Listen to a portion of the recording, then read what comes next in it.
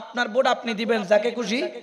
তবে আমার একটা দাবি আছে, আগামীবার ফেব্রুয়ারিতে ইলেকশন আইব না নইব সাই কোশ্চেন হই একটা শেষ এতিন ওয়াইজ গো যায় 5 মিনিট আর কথা কইতে না ভাই জুফাল্লাহ। এই বাংলাদেশের ইসলামের ইতিহাসে 900 বছরের ইতিহাস, বাংলাদেশের জমিনে এত মাজার কখনো ভাঙা হয় নাই। গত 1.5 বছরে যত মাজার ভাঙছে, কিন্তু জেনে রাখেন ভবিষ্যতে তাদের পরিকল্পনা আরো ভয়ঙ্কর। সৌদি আরব 1924 সালের পূর্বে 60,000 মাজার, সাহাবায়ে কেরাম সহ মা ফাতেমাতুজ জাহরার মাজার সহ অসংখ্য মাজার ছিল, কিন্তু ভেঙে ফেলেছে। আমরা সুফি যারা মানি, তরিকত যারা মানি, ওলি যারা মানি, আগামীবার ইলেকশনের ভোটটা আমাদের জন্য খুবই জরুরি বিষয়, বুঝার বিষয়। কাকে দিব, কোন জায়গায় দিব, কোথায় পড়তেছে। কারণ এই দেশ সৌদি আরব বানানোর জন্য পুরাপুরি 90% প্ল্যান রেডি। 90% প্ল্যান। এই দেশও কিসের মতো বানাবে? সৌদি আরবের মতো মাজার রাখবে। এখন আপনাদেরকে চিন্তা করতে হবে, আগামীবার ভোট আপনারা কি সুন্নিয়তের পক্ষে দিবেন না সুন্নিয়তের বিপক্ষে দিবেন?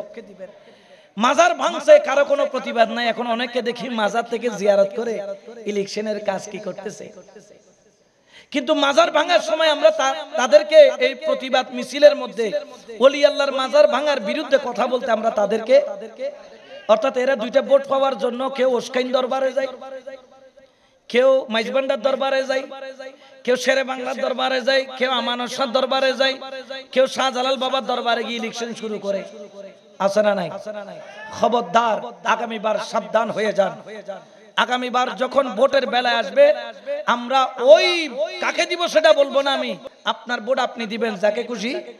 তবে আমার একটা দাবি আছে, আপনারা যেহেতু ওলি প্রেমিক, আপনারা সুন্নি, আপনারা মিলাদুন নবীর জন্য জান দেন ওয়ালা, তাহলে এখন সতর্ক না হলে জানটা কিন্তু কালকে অবশ্যই দিতে হবে।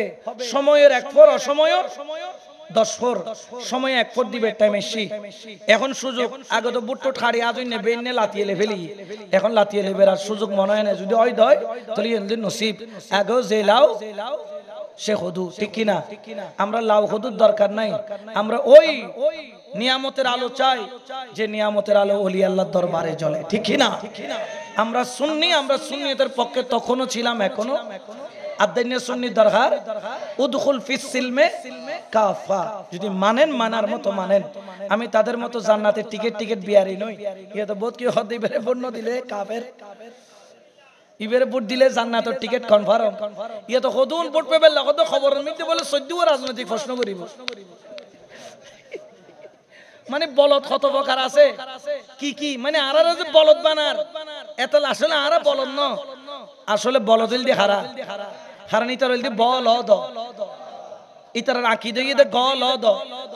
ইনশাআল্লাহ নির্বাচন আইলে বনভূত কলফরিভূত খ ল ত, ঠিক কিনা? আমি এইটুকু আবদার আপনাদের কাছে রাখবো। কিন্তু খবরদার একটা জিনিস খেয়াল রাখবেন, এই চট্টগ্রাম মদিনাতুল আউলিয়া হয়েছে একমাত্র কারণ আউলি কেরামের কদম, যার মধ্যে এই চট্টগ্রামে দেখবেন বারাউলিয়া সহ অনেক ওলি এই চট্টগ্রামে এসেছেন, কদম রেখেছেন, কেউ জিয়ারত করেছেন।